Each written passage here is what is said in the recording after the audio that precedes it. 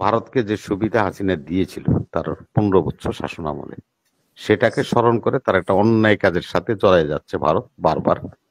এবং সেখান থেকে বসে তিনি দেশে ষড়যন্ত্র করছেন এবং রাষ্ট্রকে অস্থিতিশীল করার জন্য চেষ্টা করছেন। বারবার বলার পরেও ভারত এই বিষয়ে কোনো সিদ্ধান্ত নেয় নাই। সেখানে শিবির নেই, ছাত্রদল নাই, ছাত্র ইউনিয়ন নেই, টোটাল ছাত্র সমাজ নেই। এখন এইটা ঠেকলে আপনি বলবেন ঐক্য করতে আসেন, ঐক্য করতে যায় দাওয়াত দিতেও ভুল করেন। এখানে হলে অদূরদর্শিতা, যেটা আমার মহাসচিব মির্জা ফখরুল ইসলাম আলমগীর বলেছেন যে এই সরকারের ম্যান্ডেট নেই, এই ম্যান্ডেট না থাকা সরকারের কাজকামগুলি এরকমই হবে। আরে নোবেল প্রাইজ তো অং সান সুকিও পাইছে, সে তো এখন কারাগারে আছে। এই শান্তিতে তো নোবেল প্রাইজ পাইছে, সে তো এখন কারাগারে আছে। ওই যে বেলারুশের এক ভদ্রলোক নোবেল প্রাইজ পেয়েছে, সেও এখন কারাগারে আছে। জ্যাসমন্ড টুটু শান্তির জন্য নোবেল প্রাইজ পাইছে, দক্ষিণ আফ্রিকার। 17 বছর সে কারাগারে ছিল। তারা অর্থ এই নয় যা ওইটাই সর্বশ্রেষ্ঠ আর ওইটাই শেষ, ওইটা যার কাছে থাকবে সেই সর্বসর্বা। এটা কোন কথাটা ঠিক না। প্রথমে একটা আপনি গানের দুটা কলি দিয়ে আমি অনুষ্ঠানটা শুরু করতে চাই। বন্ধু আমার গাড়ির মেকানিক, সকালে উঠে দেখি গাড়ির চাকা পাঞ্চার। ভারত আমাদের বন্ধু, সকালে উঠে দেখি পেঁয়াজ বন্ধ করেছে, চাল বন্ধ করেছে, ডাল বন্ধ করেছে, তেল বন্ধ করেছে। অতএব সবসময় ভারত চায় আমাদেরকে পাঞ্চার করে দিতে চাক্কাটা, যেন আমরা সবসময় ভারতের উপর নির্ভরশীল। আল্লাহর কি রহমত, আল্লাহ বলো যে তোমরা ধৈর্য ধরো, আমরা ধৈর্য ধরেছি। এখন বিশ্বায়নের যুগে সকল জায়গা থেকে দুয়ার খুলে গিয়েছে চালের জন্য। ভারতের উপর অপেক্ষা করতে নাই, পেঁয়াজ এখন অন্য জায়গা তো আনতে পারি, আমরা চিনিও অন্য জায়গা থেকে আনতে পারি। তো সেহেতু ভারত যেই চিন্তা ভাবনা করে আমাদের সাথে বন্ধুত্ব করতে চায়, সেই বন্ধুত্ব হলো ওই গাড়ির মেকানিকের বন্ধুত্বের মতো। গাড়ির মেকানিককে প্রশ্ন করা হয়েছিল যে তোমার তো বন্ধু মানুষ, তো এই ভদ্রলোকের গাড়ির চাকা প্রতিদিন কেন পাঞ্চার হয়? তখন মেকানিক বলেছিল, বন্ধুরে আমার দেখিবার মন চায়। মানে বন্ধুকে দেখতে মন চায় তার প্রতিদিনই, সেজন্য গাড়ির চাক্কা পাঞ্চার করে দেয়। আর ওই বন্ধু মেকানিকের কাছে দ্বারস্থ হতে হয়। ভারত মনে করেছিল সেরকমই একটা রাষ্ট্র হয়তো বাংলাদেশ। বারবার তাদেরকে আমরা বিপদগ্রস্ত করব, বারবার তারা এসে আমাদের হাতে পায় ধরবে। সেটা শেখ হাসিনা রিজেন করতে পারে, কিন্তু আমরা করব না।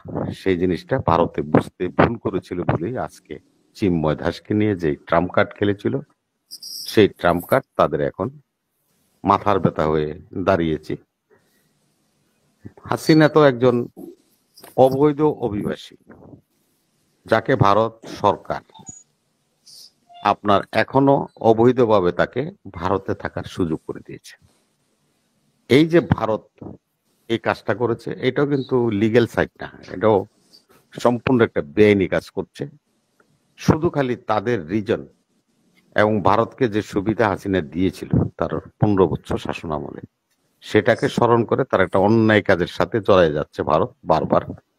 এবং সেখান থেকে বসে তিনি দেশে ষড়যন্ত্র করছেন এবং রাষ্ট্রকে অস্থিতিশীল করার জন্য চেষ্টা করছেন। বারবার বলার পরেও ভারত এই বিষয়ে কোনো সিদ্ধান্ত নেয় নাই। তবে 10 তারিখে ভারতের পররাষ্ট্র সচিব মিশ্রা বাবু আমাদের বাংলাদেশে আসবেন আমাদের প্রতিপক্ষের সাথে আলাপ করার জন্য, পররাষ্ট্র সচিবের সাথে। সেখানে বসলে এই সমস্ত রিজেন গুলি নিয়ে হয়তো আলাপ আলোচনা হতে পারে।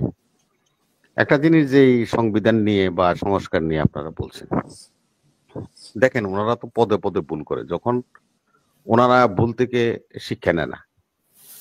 যেমন মনে করেন তারা বিপদ থেকে উদ্ধার হয়ে গেলে ফট করে দেখবেন একটা বিবৃতি দিয়ে দিবে একজন উপদেষ্টা যে 17 বছর আপনারা কি করছিলেন। যখন বিপদে পড়ছিল তখন কয় আসেন ঐক্য করি।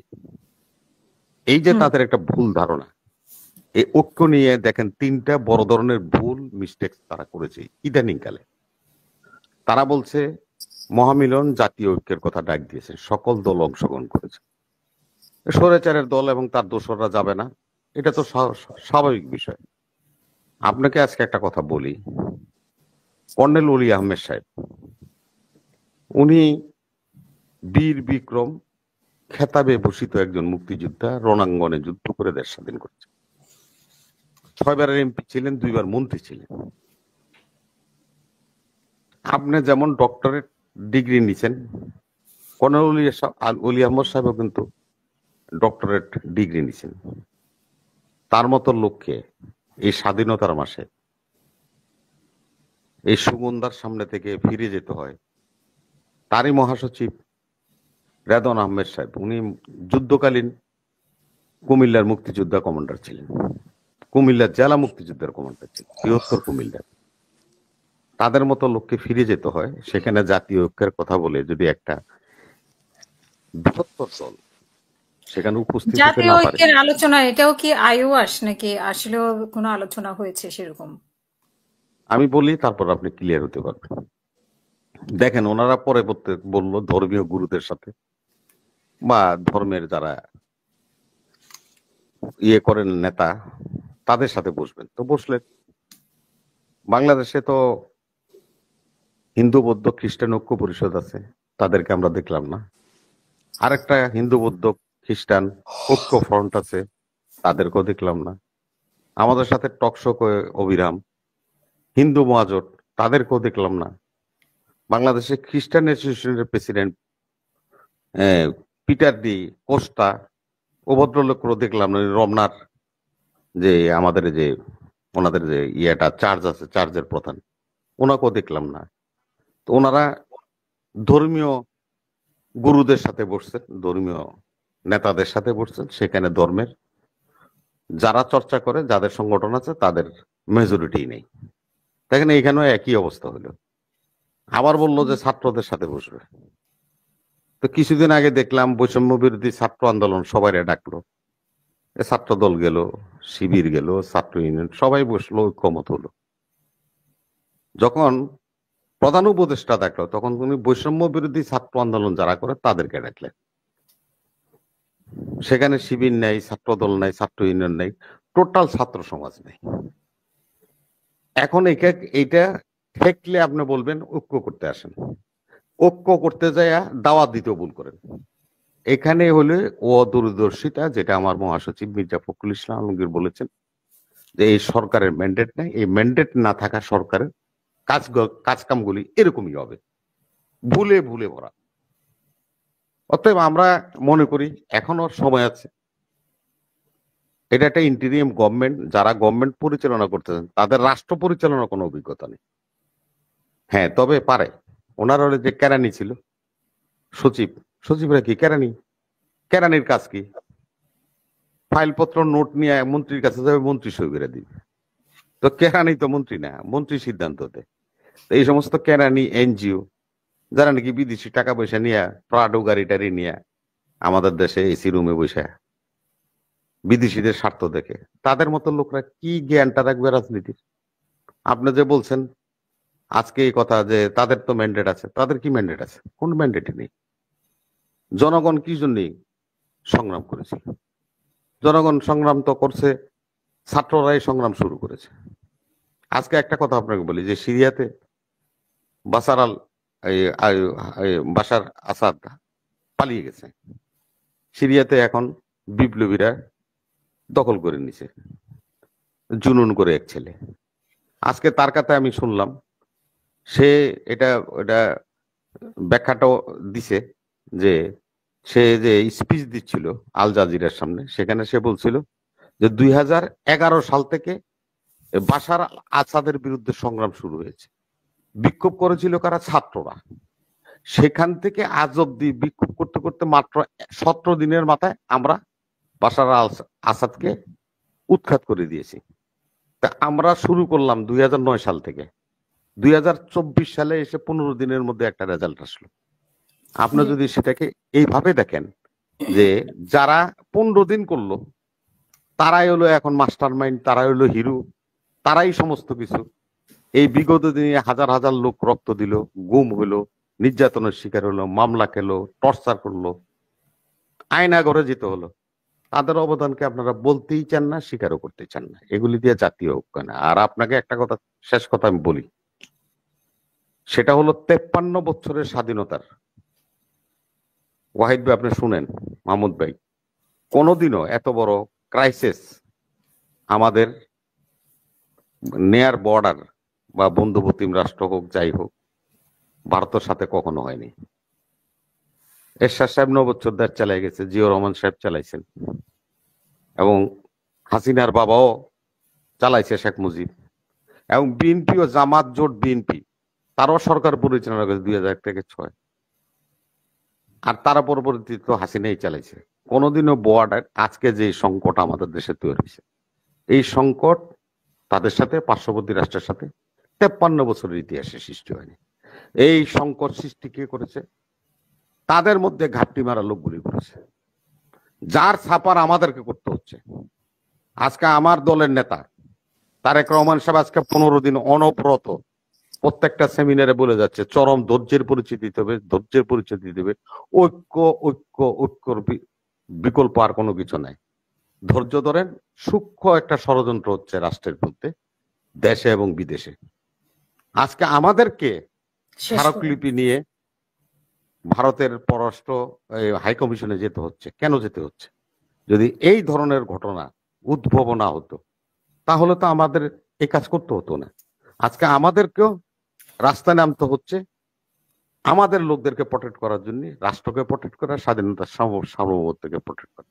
আজকে আগরতলার হাই কমিশনারকে ডেকে নিয়ে আসছেন, কমিশনার কলকাতা টানছেন, দিল্লিতে বোম্বাইতে গতকালকে আমাদের হাই কমিশনে হামলা হয়েছে। সেখানে তো ওই যে উদ্ধব ঠাকুর এদের সরকার, সেখানে হামলা হয়েছে, তো তাকেও আমরা ডেকে নিয়ে আসবো। আজকে দিল্লিতে বিজেপি আমাদের হাই কমিশন ঘেরাও করতে গেছে, তো ওনাকেও আমরা নিয়ে আসবো। এইগুলি সমস্যার সমাধান নয়।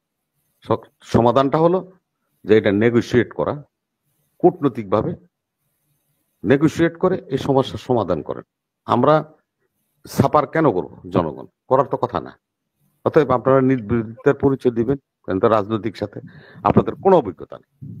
আরে নোবেল প্রাইজ তো অং সান সুকিও পাইছে, সে তো এখন কারাগারে আছে।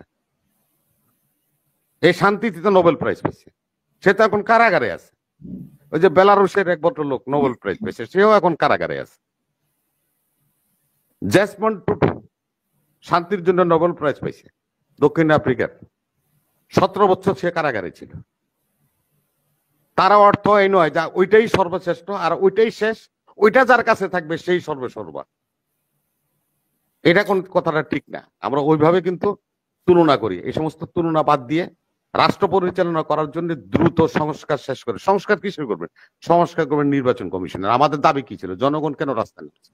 ছেলেদের দাবি ছিল কোটা, আর আমাদের দাবি ছিল আমরা আমাদের ভোট দিতে পারি না। নির্বাচনরা ভোট নিয়ে যায় হাইজ্যাক করে, দিনের ভোট রাতে নিয়ে যায়। সেখানে এর বিরুদ্ধে তো জনগণ গেছে। তো জনগণের চাহিদা হলো নির্বাচন, জনগণের চাহিদা হলো ভোট। আপনার সংস্কার করবেন নির্বাচন কমিশন, আপনি দ্রুত নির্বাচন দিয়ে ভোট দিয়ে জনগণের যে কথা ওয়াহিদ ভাই বলছে, যে যে ছেলেটা আজকে ভোটার হবে সে আজকে নতুন ভোট দিবে, তার একটা উৎসাহ উদ্দীপনা আছে। আপনি ভোটের রোড ম্যাপ শুরু করেন।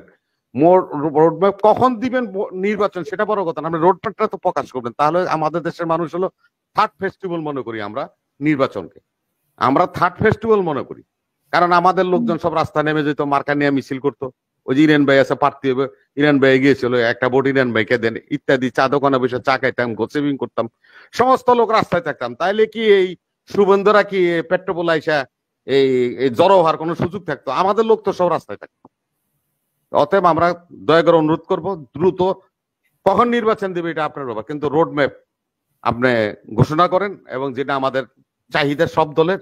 এবং আমাদের যেই মহাসচিব মির্জা ফখরুল ইসলাম আলমগীর লন্ডনে বসে যে কথা বলছেন, সংস্কার করার এখতিয়ার আপনার নাই, আপনার কাছে ম্যান্ডেট নাই সংস্কার। তাহলে আপনি গণভোট দেন, জনগণ কি বল, জনগণের ম্যান্ডেট নেন, ম্যান্ডেট নিয়ে সংস্কার 1 বছর না 50 বছর পর্যন্ত করেন, আমাদের কোনো আপত্তি নেই। ধন্যবাদ সকলকে।